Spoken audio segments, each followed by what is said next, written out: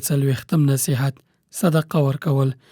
صدقه داسې یوه وسیله ده چې انسان پرې ډېر لوی نعمتونه ترلاسه کولی شي. د الله پاک غضب په رحمت بدلوي، مال کې برکت او زیاتوالی راولي او انسان ته سکون او د زړه ډاډ ورکوي. تر ټولو مهمه دا چې بنده خپل رب ته نږدې کوي.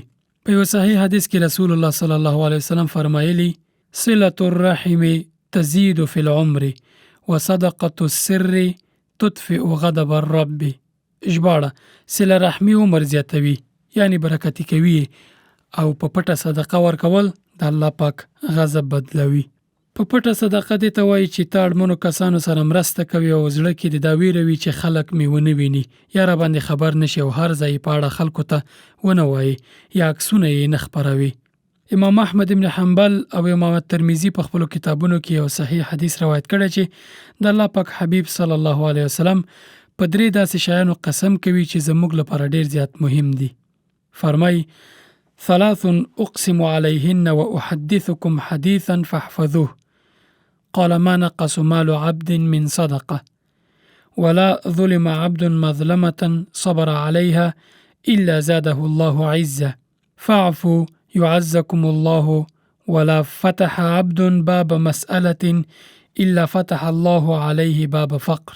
ژباړه: په 3 شیانو درته په الله تعالی قسم کوم او یو خبره درته کوم په یاد ساتئ.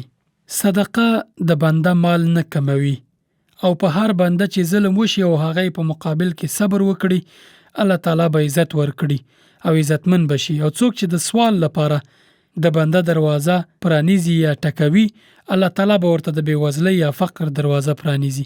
دغه مبارک حدیث په دغه 3 جملو کې کتابونه خبرې دي. لومړی: ما نقص مال عبد من صدقه. صدقه د بنده مال نه کموي. رسول الله صلی الله علیه وسلم په دې باندې قسم کړی دی. سبحان الله.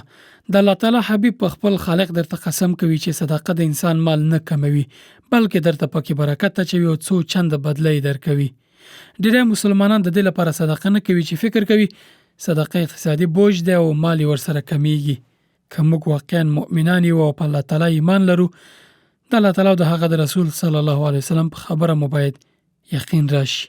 نبی صلی الله علیه وسلم درته قسم کوي او د قرآن کریم ګڼ آیاتونه پر دې دلالت کوي چې د صدقې بدله څو چنده ده، خو ستا پرې باور نه راځي. د نتیجې د ترلاسه کولو لپاره یې بې صبره یې او دا نه منې چې صدقه د مال کمولو پر ځای حقیقت کې مال زیاتوي او برکتي کوي. 44م نصیحت: حج او عمره کول. یوه عمره تر بلې د دواړو منځ کې د ګناهونو کفاره ده. مثلا تا یوه عمره کړې وي، کله چې دویمه کوي، دا تر هغې لومړۍ عمرې پورې د ترسره شویو ګناهونو کفاره ده. یعنی د دغه دواړو تر منځ چې د کوم ګناهونه کړي، هغه درته الله پاک په دغه دویمه عمره باندې او په لومړۍ عمره باندې بخي. البته دا صغیره ګناهونه دي علما وایي، او کبیره ګناهونه به یوازې په خالصانه توبه او دغه ګناهونو په پرېښودو بخښل کېدای شي. د بخاري او مسلم په یو حدیث کې رسول الله صلی الله علیه وسلم فرمایلی: العمرة إلى العمرة كفارة لما بينهما والحج المبرور ليس له جزاء إلا الجنة.